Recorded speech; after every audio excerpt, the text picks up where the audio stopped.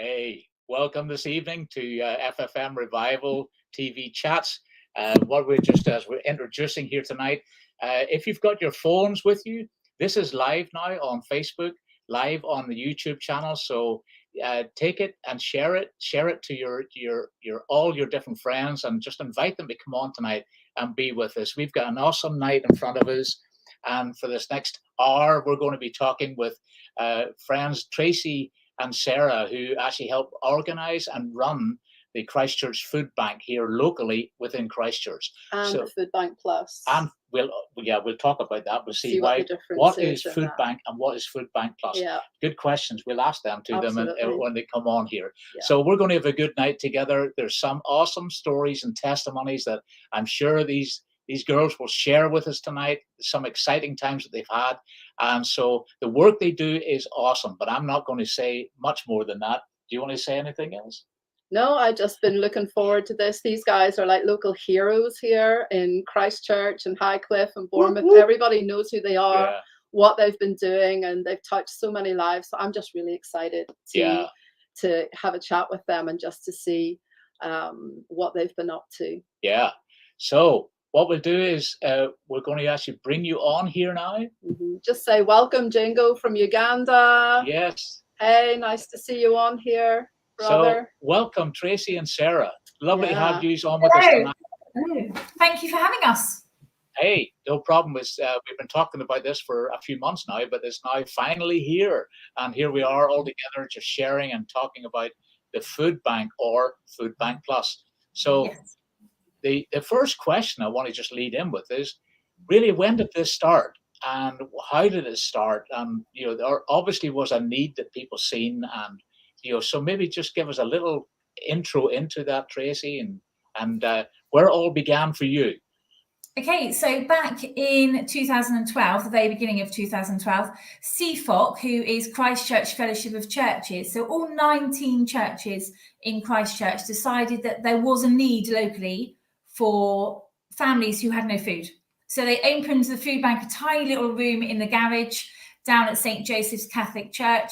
And it really started from there. But I joined a year later and been there ever since. So I'm on my 10th year. Sarah's on her 2nd year.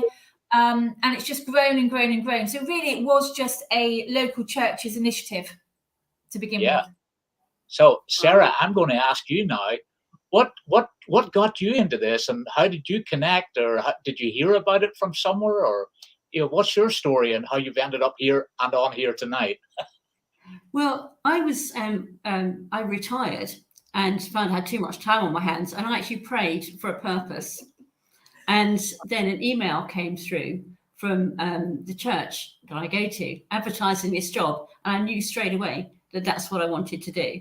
So I applied, and in fact, I phoned Tracy because I didn't really fit the person spec. And she said, come along anyway. And that's where it started. For me, it was an answer to a prayer. Yeah. And it's wonderful, actually, because we interviewed quite a few people, and Sarah actually reminds me of myself. So anyone, I don't know if that's a good thing or a bad thing, but anyone that knows me, I'm quite mad and me highly strung the whole time. And Sarah's very similar. So it works really well. Wow, good team. Yeah, these guys work really well together. It's like the pride, the lioness pride, isn't it? It's like I'm roaring out of my way. Yeah, it is awesome. So why is the food bank called FoodBank? How did it get its name?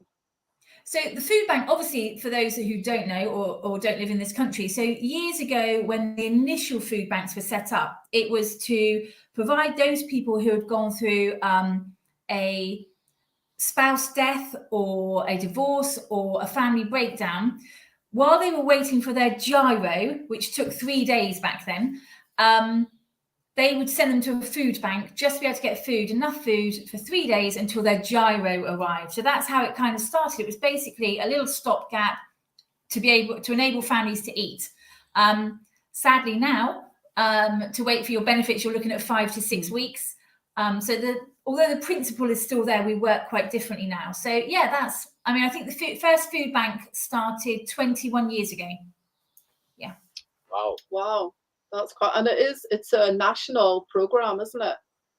Yeah, so we are a local food bank. So we are overseen by a wonderful charity called FaithWorks, but the majority of the food banks throughout the UK are under Trussell Trust, which is a national food bank organisation. Awesome. Amazing job.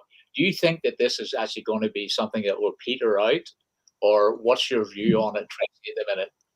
Well, it's interesting. When I had my job interview for the job that I have now 10 years ago, I honestly believed naively that I wouldn't have a job in a couple of years, because I'd come in as a projects managing coordinator, the title was, and I honestly believed we'd be able to work a way out of having to have a food bank. So I can honestly, hand on heart, say without a miracle, there will always be a need for food banks.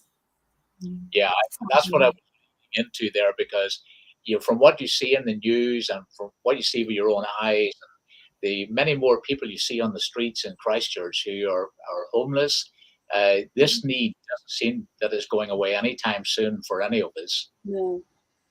No, because sadly, in life, there is always going to be crisis. There's always going to be a crisis need. So some of the people who come to us, actually, we used to be able to pride ourselves on the fact that over 60% of the people that used us only came once in their crisis. So if their car broke down, they would obviously have to use their money to pay to fix that. So they'd come to us just for that month.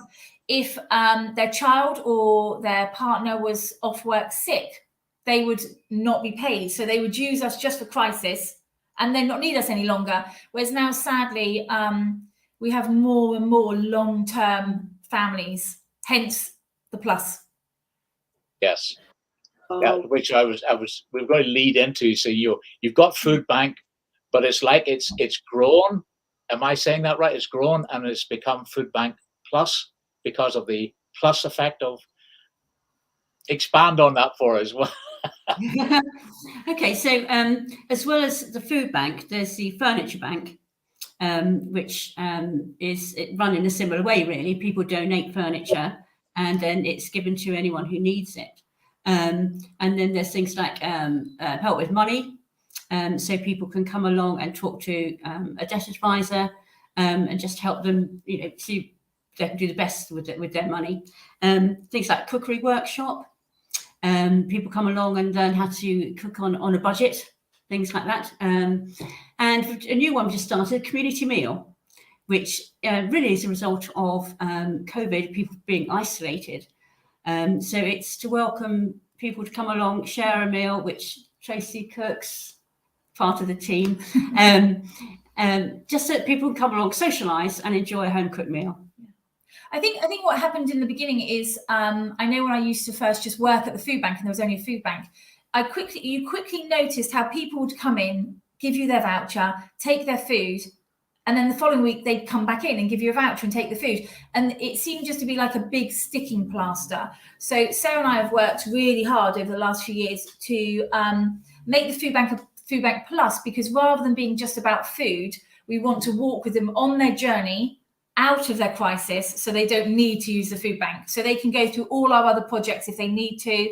I mean, some of our guys, a few of them, we've walked with for 7 years, and it's taken 7 years for us to get to a point where, because we're very relational, so we build a lot of relationships. We spend a lot of time praying to take those burdens off every single session, because you can find people's unhappiness does really sink in, and we spend a lot of time crying. They spend a lot of time crying. We have one gentleman he's one of our 7 years guys. Now his mum died when he was 14, and he started sofa surfing, so jumping from sofa to sofa with friends. When he had nowhere to live, he just cycled around all night long. And when we first met him, he was really angry, a really angry young man, and he wouldn't eat anything. He was really particular about what he had to eat. So we would buy him specific foods just so if he turned up, he could have what he wanted.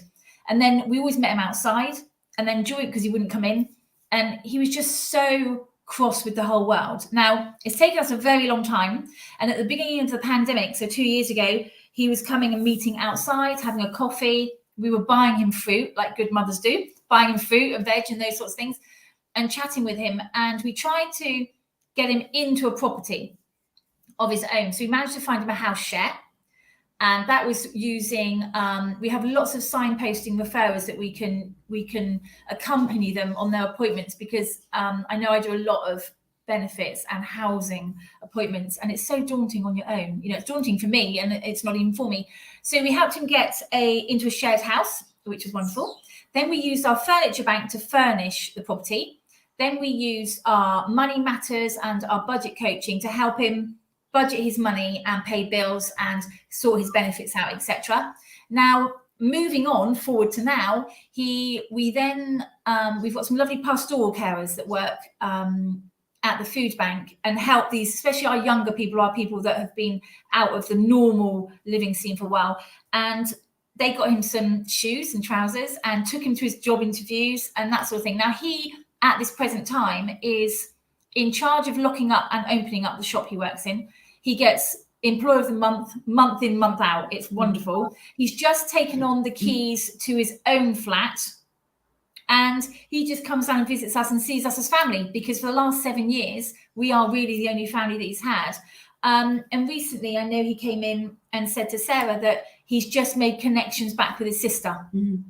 So actually, that's such a wonderful story. And he's gone through all of our projects. So yeah, he's a real example. What a story. Oh my gosh. It's like you've taken him right from scratch, right up a journey into manhood almost, but actually equipping him all the way through to getting his own place, his own job, and even having the key system, you know, the lock up and opening up. I mean, what an honor and how good for you guys to see that and to see the fruit of all the appointments and all the paperwork and spending time and sewing into someone, that you're actually seeing the rewards of that. I know there are stories that aren't as happy, but it's great to hear stories that are really successful. Lives are like totally transformed, isn't it? It helps us as well, because we're now seeing other young men who are just starting that journey, and so we know that they will get there. And at the moment, that they are that angry young man, and we're just starting off the signposting for them. Do you think the younger they come, like when they're young, that there's more of an openness to talk? Like, I know it took you 7 years?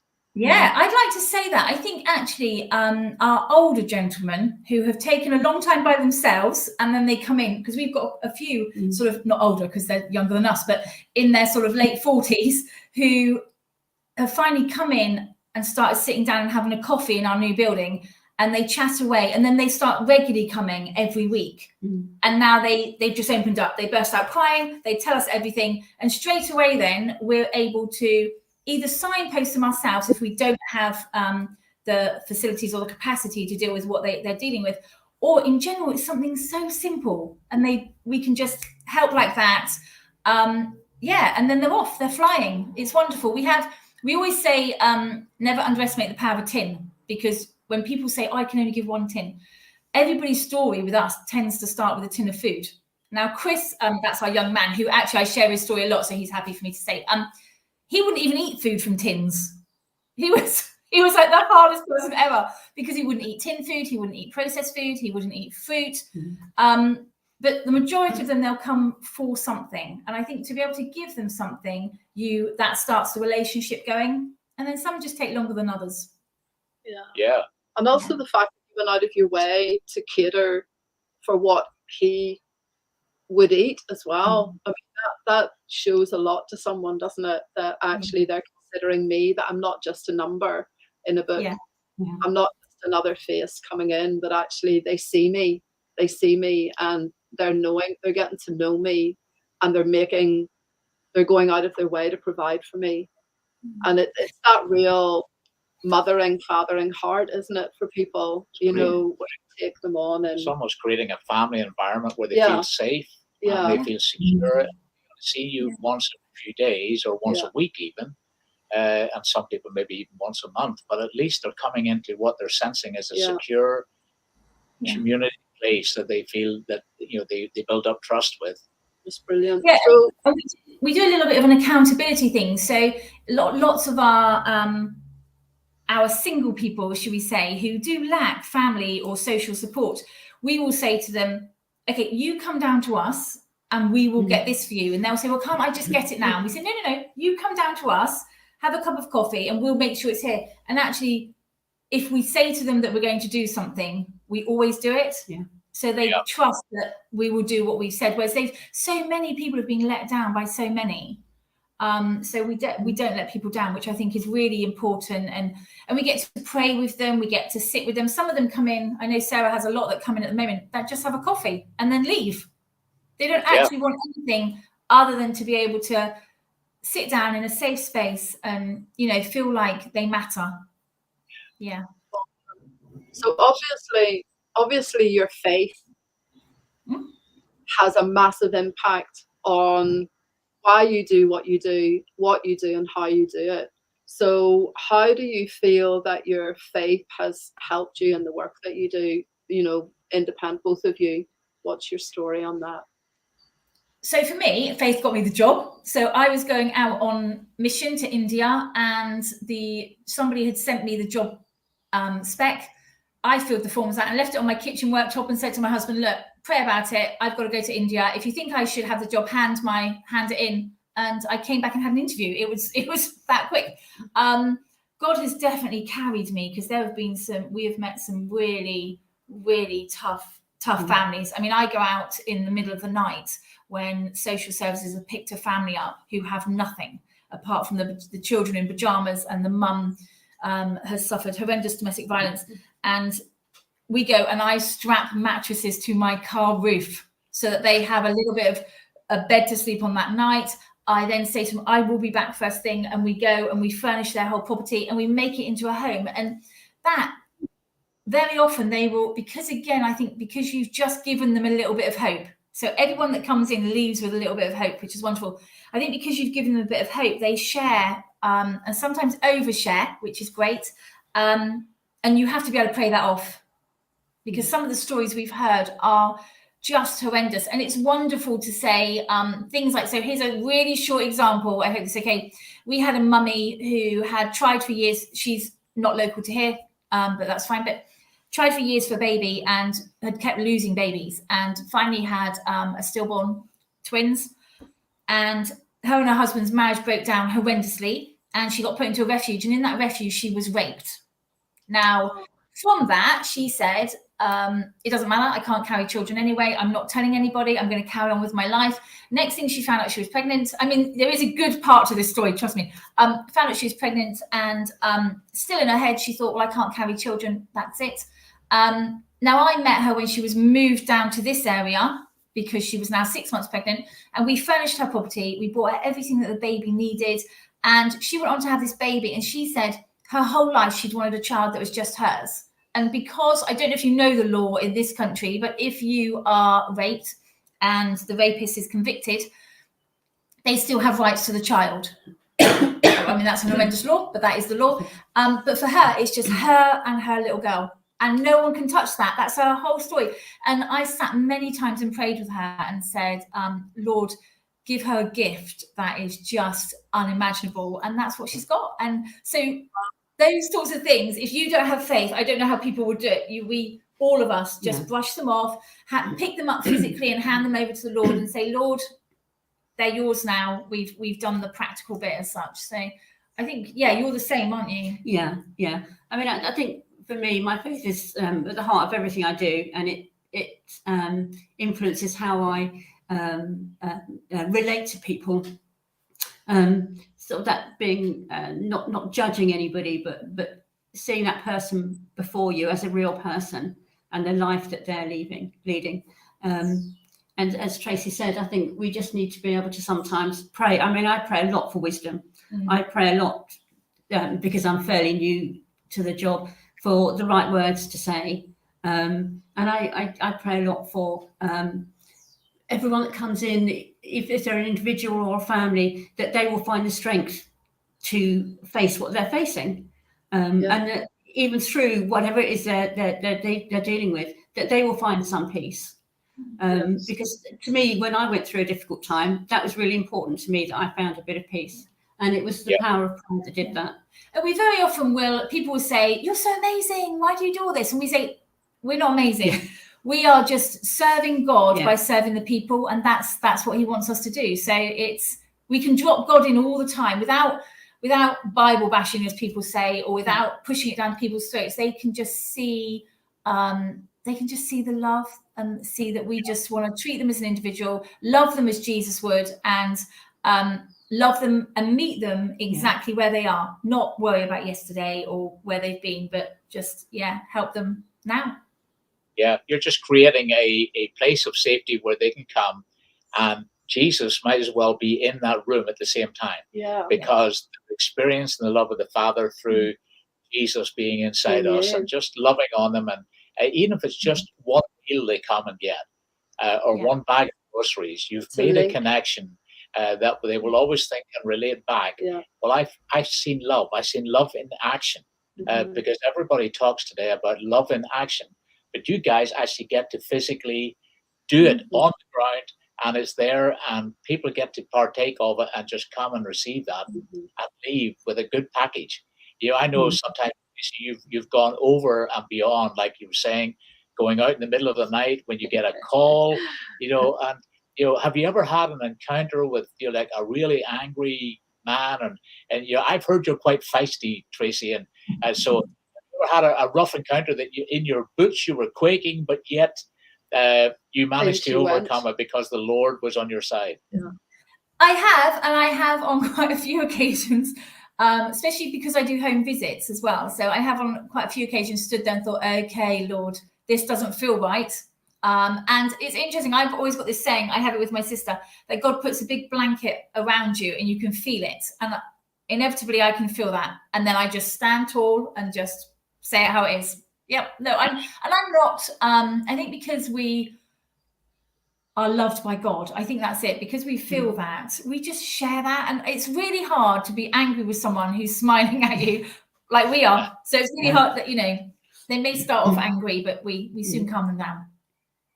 It's like that scripture, isn't it, where God doesn't call the equipped, he equips the called.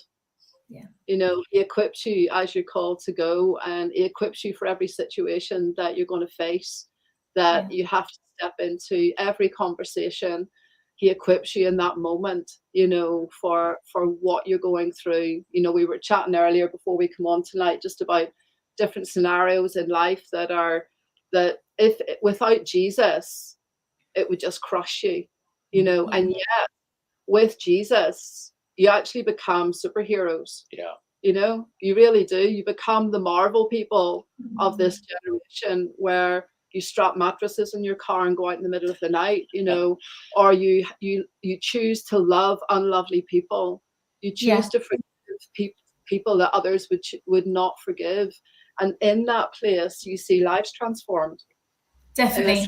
It's like that's the power of our faith, isn't it? It's like we shift the atmospheres around us, but actually, as you move in, God gives you the territory that you're in at that time with authority, and it kind of quenches the fiery darts that you face and that you come up against, doesn't it? And it's lovely. I mean, sometimes I think, because people say, you need to ask the authority, but actually God's already given me the authority. That's how I kind of see it. So sometimes I'm driving away from family, or I'm driving away from the food bank, and I'm really cross with God because I feel these people are really suffering. But I can pretty much guarantee by the time I get to where I'm going next, I have he's given me the answers, and we can go back and go, let's help this. We've had people that we've prayed for, and then just things have changed. We got one of my favorite stories ever was we had the pandemic, and I'd been out to visit to deliver food to a young mum, 3 tiny children in a 3rd floor flat, carried all this food upstairs, knocked on the door. And she said to me, is there food in the bag that you can eat without cooking? And I said, well, yeah, some bits, blah, blah. Why? Do you not have a cooker? I can get you a cooker through our furniture bank. She said, no, I've had no electric for 3 days. And I was like, okay, give me your key card. I'm going to go and put you some electric on. So I went to put some electric on, came back, and I said to her, is there anything that I can pray for you for? And she said, well, she could pray for rain. I went, rain? Well, do you remember in the pandemic, especially here in England, on the first year of the pandemic, when we actually we were allowed to go out because we were working, but you weren't allowed to go out. and we had that Indian summer, didn't we? Where it was just so hot and unbelievable. Now, she said to me, you'll never understand unless you're a mum of 3 tiny children and the sun is shining and they're asking you to go out to the park and you have to say no. You never know how difficult that is. So I said to her, I'll pray for rain. Well, now I always say, do you remember we had that really long Indian summer and then we had a week of torrential rain? I prayed for that and it was answered, and that woman had a week where she had peace. So wonderful. That's my favourite prayer. I remember, to do with the weather, we used to go out and do the New Forest show, do a big like healing marquee. It was called the Happy Street, honestly, by the people that ran it. Oh, you want to go down there? They're the happy people. And leading up to it, this particular year, we'd had the floods all summer, right? Because it was in June, the end of June, July. And leading up to it, we had just had torrential rain, and the whole of the showgrounds were flooded. They were trying to put straw down. They couldn't put up the marquees. And we went out to pick up all our team tickets. And the girl said, I don't know what we're going to do. I said, you know what? It's going to be amazing. It's going to be amazing. It's going to be hot. It's going to be sunny. The ground's going to be dry. I said, because we're going to go home. We're going to pray. And God's going to shift it. He's going to shift it. So we went home, got all the team together and prayed. And from that point, the rain, it actually said on the news, the news on the BBC News said the what is it they called it? I can't remember the name of the storm, but it was coming something down has just done a turnaround and it's gone back the opposite way. And we were back up north. We went in, and the first morning of the New Forest show, the clouds started to gather again. And we went out to the front. We just says, I don't think so. I don't think so. I said, sun, we give you permission to shine. Clouds, withhold your rain and go. And they were gone inside 20 minutes. And we had like 30 degrees for 4 days. It was like cooking. Amazing. 4 days. And then we walked in rain. And the girls in the reception were like, we just can't believe it. You said that would happen. We said, that's the power of God. Yeah. And that's the power of being his child. You know? Yeah. We have we get to change more things than I think we realize just by being who we are. You know, so Tracy, you said that you were able to put electric on this lady, the one in the flat that wanted the rain. Yeah. So if I rocked up tomorrow at FoodBank and I had no electric in my house, and I walked up and I said, look, I need 20 quid off you just to put electric on, how would you react to me? I say, come in and have a cup of coffee and we'll have a little chat. And then they'll sit down and we'll chat about, one, how they've got to that position, because that's really important moving forward. We then say to them, okay, yes, we can help you. So what you need to do, because I think it's important they take responsibility and accountability. You need to pop home, take a photo of your meter, because that proves that you have no electric. Take a photo of your meter and bring us back your electric key or your electric card. And then we go to the shop, one of us as a runner goes to the shop and puts the money onto that card. And then when they go home, they plug it in the wall and ta-da, they have light. So I wanted people to be sure about that you just don't give money out, free, but you're there to help. And if you need something, price it, or a bed, or a flat, whatever the need is, you guys will, if you can, you will meet it. Yeah. You know, so if we can't meet that need, we in general know somebody that can. So and we always assess them. So we go out to homes, or we do the form filling out, and we always make phone calls. So we always assess them. They don't just turn up and we give them everything they ask for. And it's not a long process, because obviously a lot of the people that come to us are in crisis. I mean, they really have, when they come to us, we had one family who had been sat in the dark for 3 days. So from their electric went out on Friday, they didn't get to us until the Tuesday morning, and their children had all been in the dark all weekend. And but they came down, and then what we will do is we say, well, what about these things? You know, do you need help with this? Do you need help with that? Why did you get yourself in that position? Let us help you with your budget coaching. And, you know, so we try to equip them with tools that enable them to not have it happen again next month. So a little bit like our cookery workshop Sarah talked about, we teach people to cook, which is fabulous. And I love it, because I'm a qualified chef and had my own pub and things years ago. So I love that as well. And we teach them to cook, and then we've got one lady in particular who went through our cookery workshop, and she now is part of our team for the community supper. So she helps us prep and cook on the community supper. So it all comes back. It's wonderful. Yeah, it's wonderful. Wow. So a community supper. I know you do like a meal at Christmas for people that are lack something or just need or just want the homeliness of being around people because they've no longer got a partner. Mm-hmm. So how does that work for you guys? What's the community supper? And so the community supper is basically Sarah meets lots of people, lots of families, individuals. There is no agenda. So there's no agenda and there's no criteria. So it doesn't matter what your bank balance is. It doesn't matter whether you work, whether you're single, whether you're family. If you want to come and you want to just do community, so sit, have a hot meal and a hot pudding, and just sit and have sort of an hour and a half with people and do community, as little or as much as you want. I mean, we had a mum the other day who spends her whole time with her 3 children. She picks them up from school, she goes home, she's on her own. She has them all weekend. So actually for her, for the children to sit on the activities table was lovely. Mm-hmm. And for her to be able to sit with other adults was lovely. We had one lady who had been picked up in the middle of the night. During the pandemic, the people she was living with was making her, every time she left the house, pour bleach over herself to clean herself naked before she came back into the house. Now, one of her neighbours reported that to the police, and they collected her in the night, and because she's now been moved on, was in some temporary accommodation.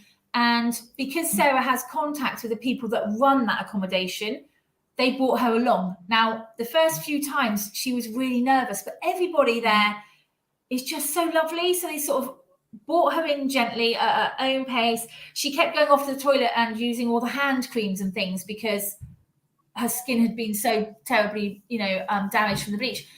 So Sarah went out off her own back and bought her a lovely new jumper because she liked one of the jumpers there. Bought her some hand cream and some moisturizer, and you delivered it to her with new slippers, and it was just about showing her the love. So on the last couple of times she came, she was just settled. She sat down, she met and chatted with everybody else. And you would just never know. You would just never have known where she'd been or what she'd come from. And since then, she's now been rehoused in a better area. And the first time she wouldn't even come through the door. No. She took a lot of coaxing to come through the door. And she was very nervous of who she sat with and the people around her. And in the end, she was just chatting with everyone. It's lovely, wasn't it? Yeah. I think also we've got quite a few men that come along that are on their own and find it really difficult to get out and meet people. So again, they take a bit of persuading to come along. But once they've been the first time, then they're happy to come back the second time because they know that it's all going to be really easy. We have a lot of volunteers there whose only job is to sit and chat with people. So as soon as people come in, they feel welcome. Somebody is there to chat with them. They get a meal. Yeah, and nobody knows. So nobody knows. We do, but nobody knows who the table lead is and who the table friend is and who the guest is. Mm-hmm. So they all just mix and mingle, and nobody knows whether they are a guest or team.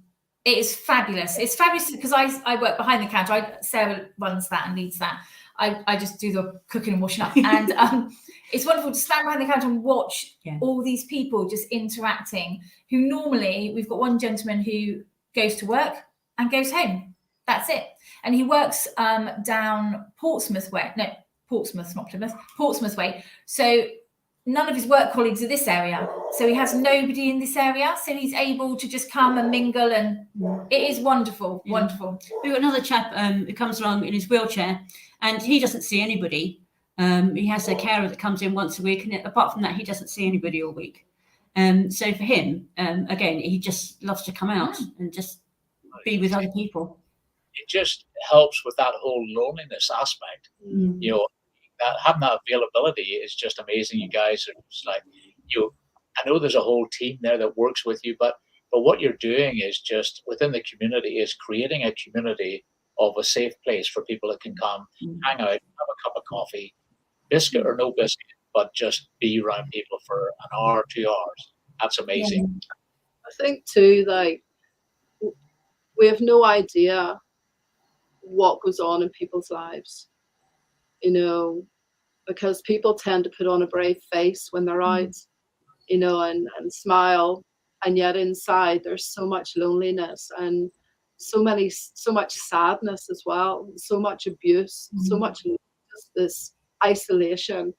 And so I just want to say to anybody that's watching here tonight, if you're in the Christchurch, Highcliffe, Muddyford area, and you want to come, or you're in that place of just being lonely, or you feel you're at the end of what you can cope with, these guys are here to talk with, and to if all you want to do is just have a cup of coffee and talk, even if you don't want to share your stuff, just to come and just to have a friendly face and a cup of tea or a cup of coffee, they will welcome you in. And Trace, maybe you just say where the food banks are located so people know where to go.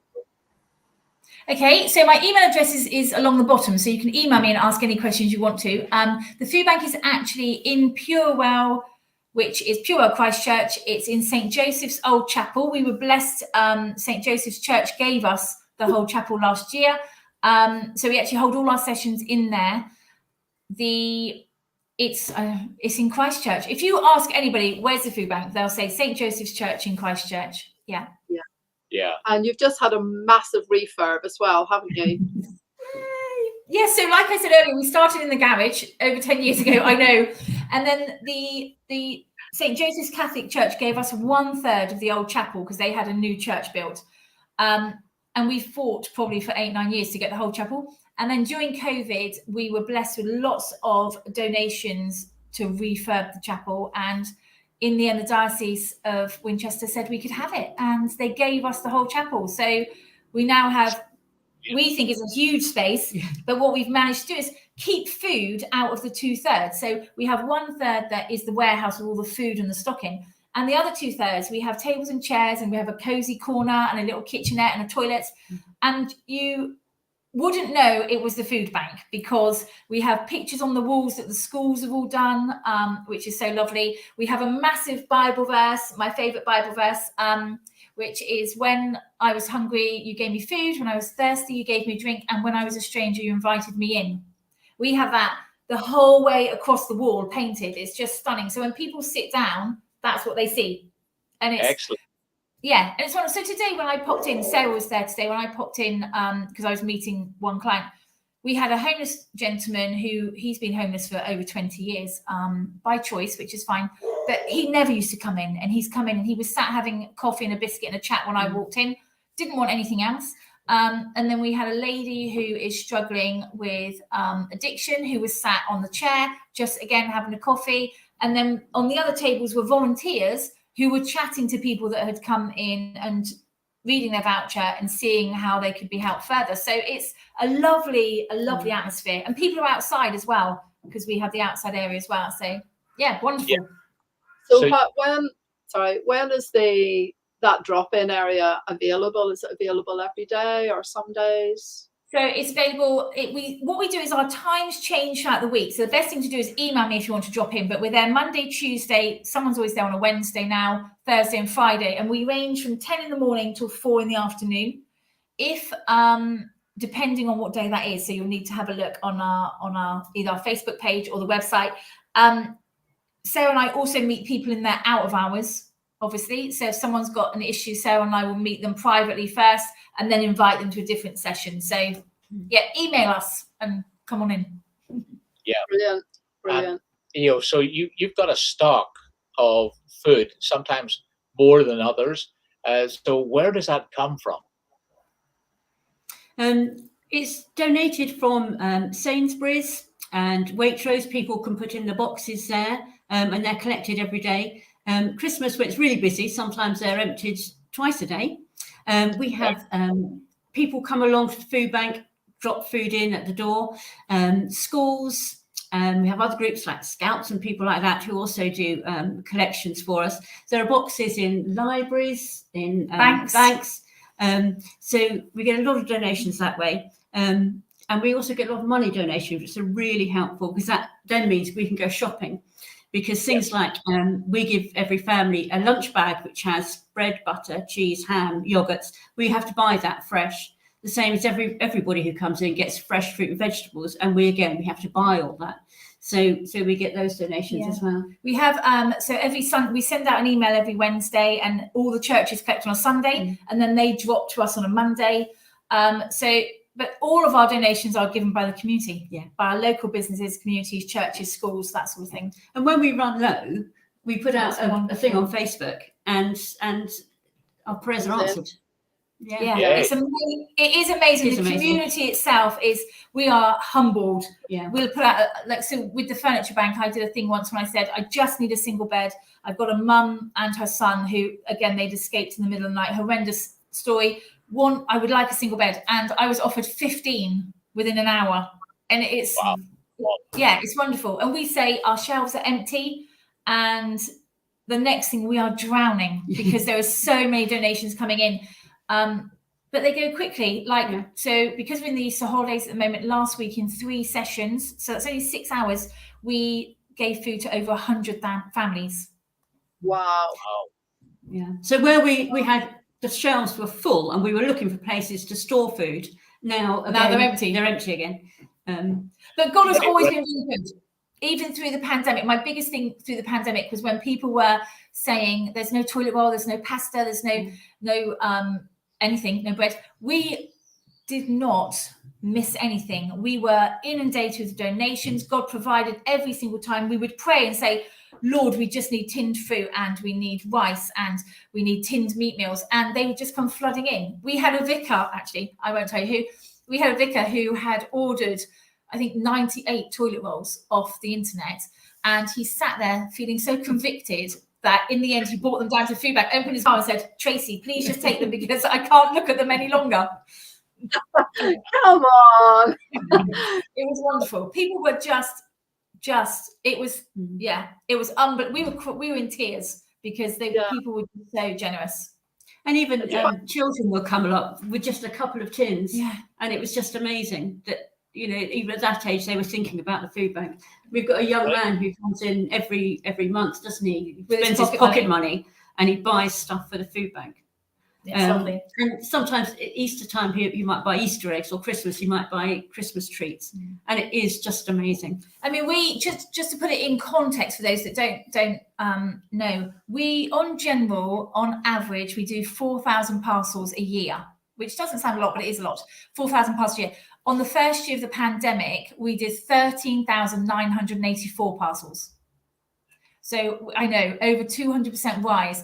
Then last year we did just over 10,000 parcels, and this year we are just as busy as we were during the pandemic. So it had such a massive knock-on effect. So those who were furloughed, Sarah has a really lovely story about a family, she can tell you that. But those that were furloughed, they struggled for the whole of that time they were furloughed. And if you live up to your means, which most people do, losing that 20% was really tough. So some of them are still playing catch up now from the money they lost at the very beginning of the pandemic. And therefore they're still using us occasionally just, while they sell themselves out. So we are still just as busy as we were. We're on track to do another 10,000 parcels this year. Yeah. It was a lovely family that came in. Yeah. They're both parents were furloughed. And to start with, they thought it would just be the initial lockdown period. So they'd use their credit cards to keep up with everything. And then, of course, they didn't, furlough didn't end. And so they were coming every week. And the children were absolutely lovely. And, they would come in and they would give us a cuddle and all that sort of thing. And they'd wear unicorn jumpers because I love unicorns. And they were really lovely, and the parents never thought they'd be in that kind of position. They had a mortgage, they had jobs, they had everything, and so it was really difficult for them. And over the time that they were coming in, about 18 months, we built up a really lovely relationship with them. And in the end, they both got jobs, and they went back out to work. They came in to say thank you, and the children came in to say thank you, and it was just a lovely end to that story. Yeah. Really they're a lovely, lovely family. Yeah. So if you were saying there that you get food donations in from Sainsbury's and Waitrose, and thank God that those those big organizations will actually be, amazing like that by providing it. And there's always baskets in the entranceways where people can buy an extra tin or an extra packet of cornflakes and place it in the packaging there for you guys to get it. So, but if someone, because obviously you need money, if you're going to give someone 20 quid or pay 20 quid onto their electric, then cash donations or money given. So, we've got the scroll along the bottom of the screen there, but if someone wanted to do an online gift towards the work of Christchurch FoodBank Plus, how would you get there? Or can you just tell us how to do that, Tracy? Yeah. So if you go onto PayPal and you tap in FaithWorks, which if you see along the bottom, it says www.faithworks.com. If you tap into FaithWorks on PayPal, and then you can scroll down and you can put food banks and you can donate direct to Christchurch Food Bank through PayPal. Yeah, excellent. Really easy. Yeah. There you go, folks. Email me and I can give you my bank details. Well, the food bank bank details. We had in the winter, we had a couple of people turn up. They had their £200 winter fuel and they didn't need it. So they bought it in and gave it to us to give to people who didn't have enough fuel. So we used that money for to top up other people's meters. Yeah. But we have lovely people coming. We have lovely people coming. At Christmas time, we have we've got a couple of older couples who have never had children of their own and don't have grandchildren. And they come in each year and ask if they can adopt a family. Do we have a family they can adopt? And the family don't know them and they don't ever meet the family. But what we do, so this one family in particular, well, one had 10 children this year, but one family in particular had 3 children, and her husband had got very stressed during the pandemic and left her with the 3 children on her own. And Christmas was kind of cancelled for them. And this couple asked me, and I said, okay, we've got 3 children. I gave them their ages, their sexes, and what things they kind of liked. And this couple adopted the family, bought in 3 stockings full of toys for them and presents for the mum and a tree. And then we also have a turkey fund. So the mum had said to the children, Christmas is cancelled this year. Daddy's gone and we just I'll make it up, but Christmas is cancelled. The children were okay, that's fine. So Christmas Eve, we delivered all the toys and the tree, and we delivered a turkey and all the fresh vegetables from our turkey fund, and a Christmas goodie hamper that had been delivered and made up by local community. We make hampers up every year. And Mum didn't tell them. So on Christmas morning when they woke up, they had Christmas. When they children said, but Mummy, I thought Christmas was cancelled. She said, no, the community gave us Christmas back. Oh my gosh. That's that's made me really emotional. And Tracy, lots of stories like that. It's just, and these are real people with real people's lives, and it's wonderful to be a part of that.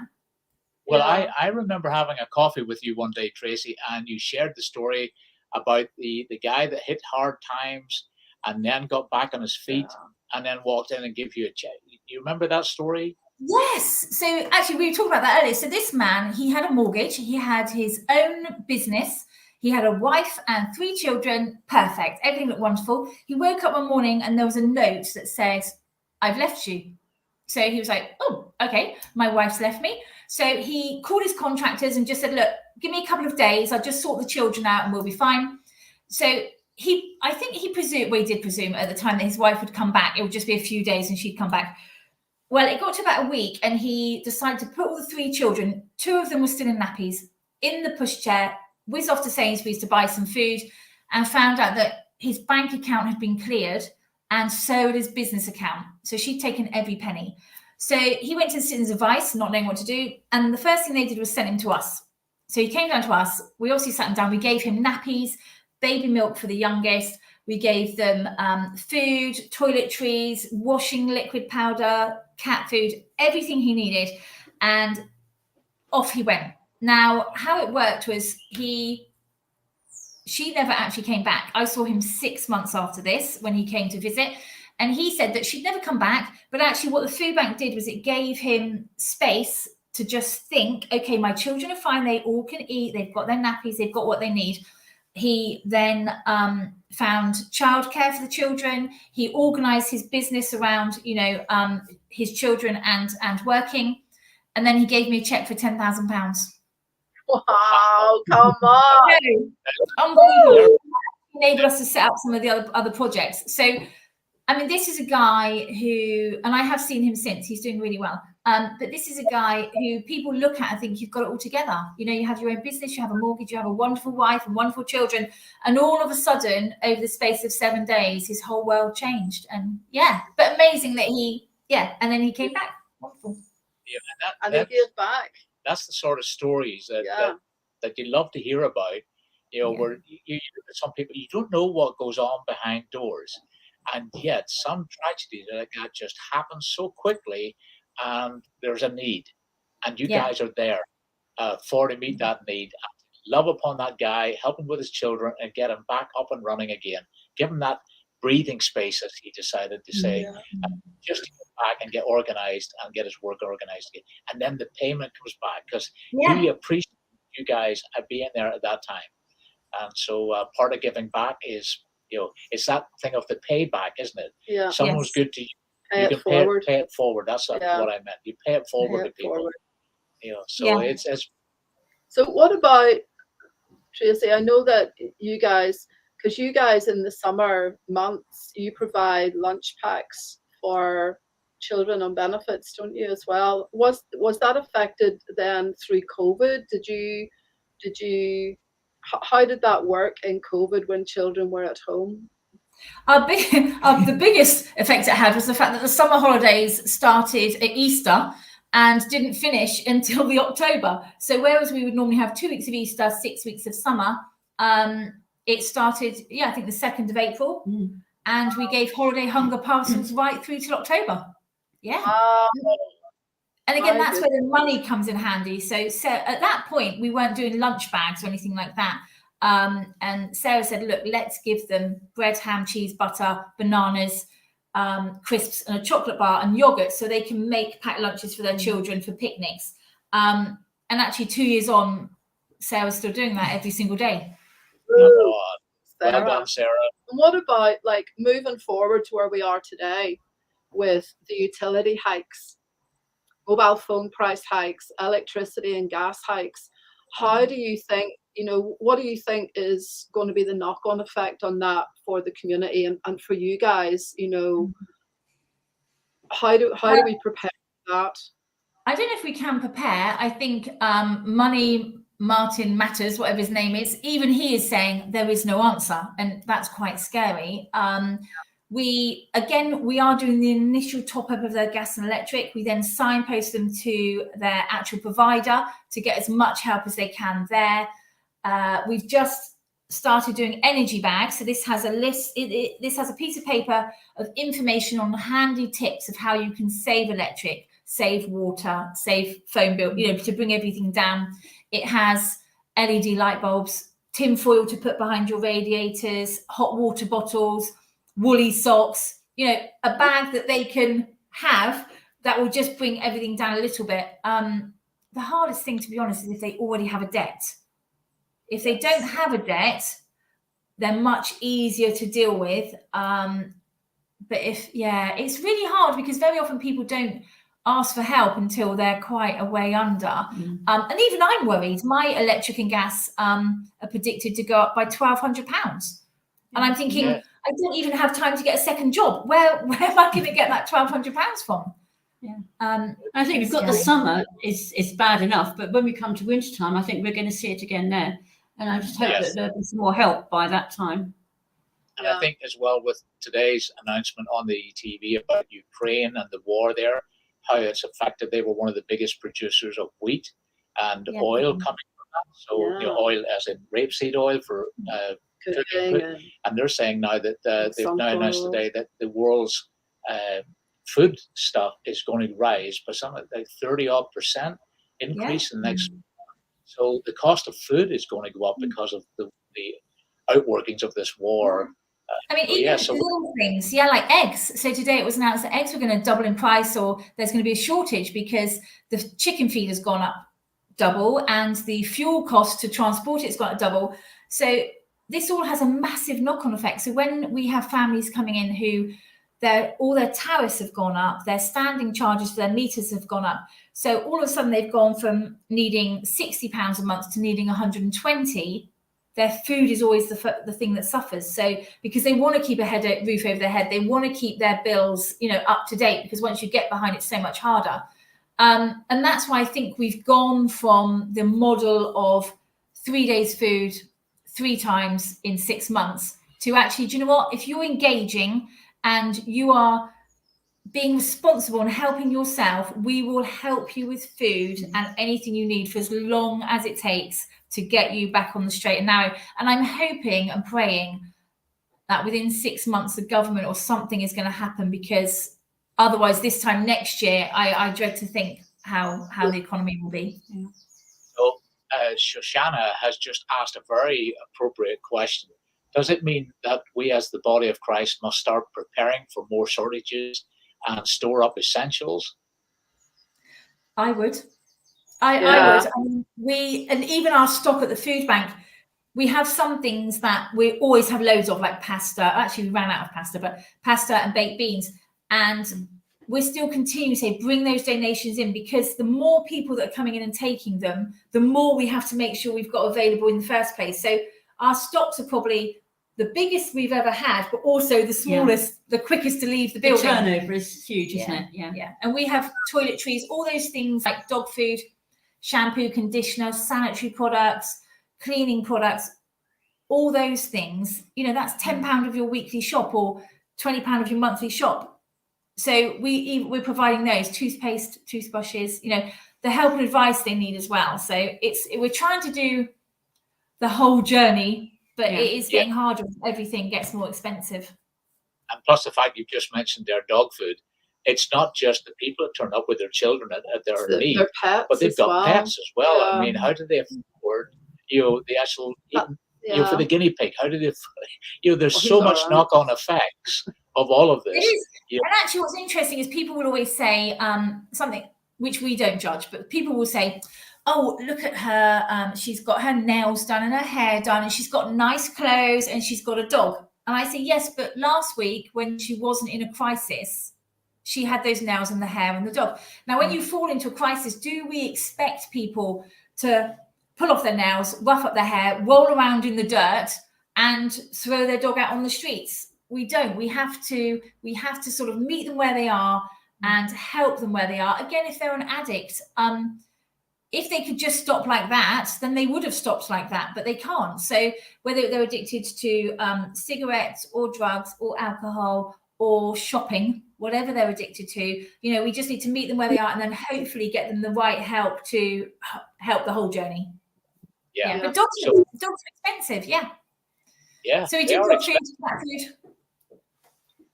But I think, summing this up tonight is, we have a need in our community, folks. It's not going away anytime soon. It's going to increase. Yes, it's good that we can afford to maybe stock up and look after moi and at the moment. But there are people in need out there, so we want to just make you aware that you need to think of them. And I know a lot of you do, but there is a growing need, and Christchurch FoodBank does need your help. They need more supplies on a steady basis. So when you're Sainsbury's shopping, think of an extra couple of tins, little by little, but like Tracy said earlier, every tin helps. It actually fills the hole in what they have to give out. So what we're saying tonight is, you can either go on to, like Tracy said, to PayPal and find FaithWorks, and then under that you'll see the Christchurch FoodBank, and you can put a donation in there, or you can gather up your own supply and drop it off. One of the times that they're open down at St. Joseph's, the old chapel down there in Purewell area. Restored, renovated. Yeah. And, so there's many ways that we can just still keep supporting as local people, supporting our community, and let's be good at it. If we can love people, let's love them well. And not just think, well, I'm going to clear my old tins out, which are out of date. No. Forget those. They'll get binned. So don't use it as a dumping ground, but actually give the best and look after people well in our community. Tracy and Sarah and the team are doing an awesome job here locally, and that's why we wanted to bring them on tonight, just to, if you're not knowing about them, hopefully tonight you do know about them, and you'll be thinking the next time you're shopping, I want to actually get extra and deliver it and drop it off. You can also go onto the Food Bank Facebook page or website, and also sign up for their emails, where you will then get up-to-date information on what is needed and what's required, so you can spread that news for people that would like to give, and give specifically, so they can actually give according to what's needed at the time. So that's another way that can also help. If you want to give financially, then you can either do the PayPal thing, or you can contact Tracy personally at the Christchurch FoodBank at gmail.com, and just get the bank details and whack your thousands of pounds in there. So you're calling it in, girls, calling it in. For people that are in utility crisis, you know, that really need heat for their children and light for their children. I mean, the summer days, it's not as bad, but it's still, you know, where children have to get up at night, they still need their night lights. They still need that assurance that they're safe. So we want to be people that give into this. So tonight, before you go to bed, why don't you just go and sign up, or request some details of payment, or go to faithworks.org and look up where Christchurch FoodBank is, and give a donation in today. That would be really, really good. And then stock up the Waitrose trolleys, stock up the Sainsbury's trolleys, and just piling it in, so that we can actually, you know, we don't know when we're going to be in need. We don't know when we're going to be in need. So let's be ones. The Bible says that the church will be like the houses of refuge for those in need. So let us be those houses of refuge. Let us be those that meet the needs of our community, and just share the love of Jesus. It's not just about knowing him, it's about sharing him. And this is a major, major way, you know, the food on our backs, the clothes in our bellies, and the warmth of our home. And also, if you're someone like Sarah, who is retired, and I don't mean you need to be retired to do this, but these guys need support. So feet on the ground, sometimes when they're in the real peak busy seasons, like when the kids are off school. Packers and stackers. You know, they just need hands on the ground, and they need support outside to help with car parking and making sure that nobody bashes a car when trying to get in or get out of the car park.